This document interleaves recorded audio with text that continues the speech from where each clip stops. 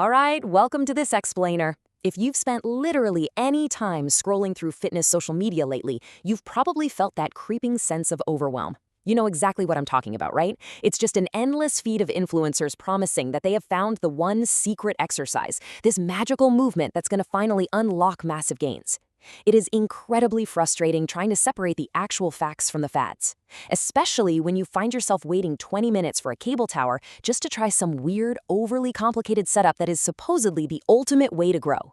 Well, today, we're cutting through all that noise. We're going to look directly at the core principles of exercise physiology to uncover the real science of hypertrophy.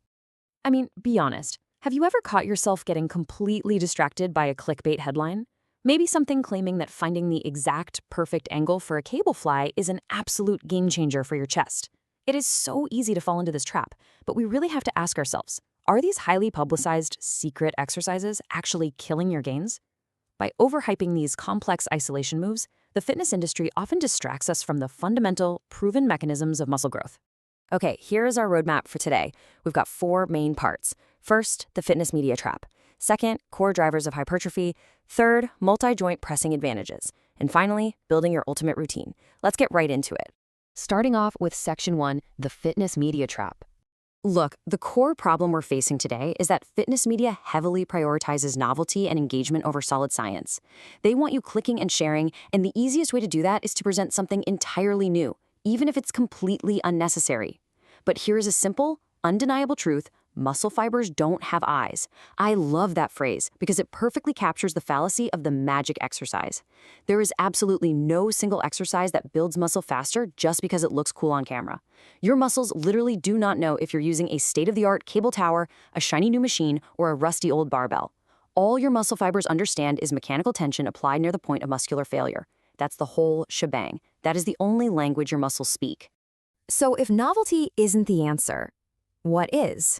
That brings us to Section 2, core drivers of hypertrophy.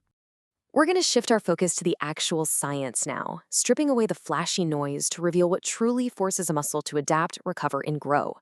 Exercise physiology shows us that muscle hypertrophy is primarily driven by mechanical tension, volume, and progressive overload over time, but let's zero in on the biggest one, mechanical tension. Academically, this is the force applied to your muscle fibers during resistance, particularly when you're pushing near failure. But to bring that into the real world, actually, just think about that physical sensation in the gym when you're fighting against a really heavy, challenging weight. That intense pulling and stretching sensation deep in the muscle, that is mechanical tension in action, and it's the primary driver of hypertrophy. So, the crucial takeaway here is that we need exercises that maximize this tension effectively over time. And if we look at Barbell Medicine's hypertrophy guide framework, the absolute best exercises aren't the newest ones. They are the ones that allow for consistent muscle loading, easy progress tracking, and straightforward progressive overload over months and years. You have to be able to steadily add weight or reps. Think about it. If an exercise is too convoluted to track accurately, you simply can't guarantee you're progressively overloading that muscle. Which naturally leads us into Section 3, multi-joint pressing advantages. This is the classic showdown right here. Media stories absolutely love to highlight cable flies because they isolate the chest with zero triceps involvement. But that actually illustrates the exact trade-off we're talking about. By cutting out the triceps in an isolation movement, you are forced to use significantly lighter loads. On the flip side, compound movements like your flat barbell bench press, incline dumbbells, and weighted dips allow you to move incredibly heavy weight. Because you're utilizing multiple joints and muscle groups, you can generate massive levels of mechanical tension across the entire pectoralis major.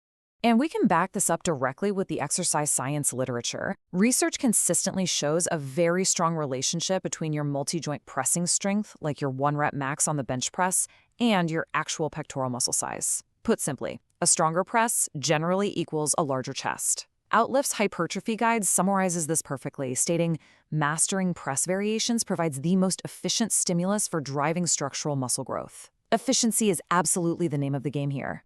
All right, let's transition into some practical gym application for our final section, building your ultimate routine.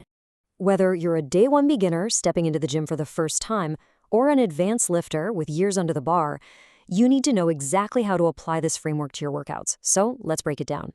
For beginners, the basics win because you really need to develop neuromuscular coordination. You're going to gain way more by learning fundamental horizontal pushing patterns than you will by juggling complex setups on wobbly cable towers. Plus, Adding a standard 5-pound plate to a barbell is just incredibly easy to track objectively. Cable machines, on the other hand, they vary wildly in pulley ratios and friction from gym to gym. Now, for advanced lifters, the basics still win because you require a massive amount of total mechanical work to keep stimulating growth. Stable, heavy dumbbell or machine presses let you safely apply huge, repeatable forces to the chest. Now, to be clear, we aren't saying cable flies are completely useless. As Barben's chest hypertrophy overview notes, they are simply accessories, not primaries. They totally have a place in your programming. Isolation moves, like flies, are best utilized right at the end of your training session. They're perfect for adding a little extra volume or isolating the pecs when your secondary pushing muscles, like your triceps, are already burnt out from the heavy compound work. So bringing it all together, the winning verdict is crystal clear. You do not need underrated secrets or complicated setups to build an impressive chest.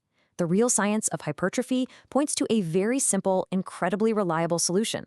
A routine built on just 2 to 3 fundamental pressing movements, like an incline dumbbell press, a flat barbell press, and some dips, combined with straightforward long-term progression.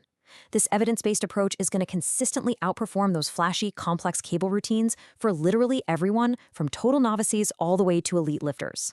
So, I want to leave you with a bit of a challenge today. Take a hard, honest look at your current training program.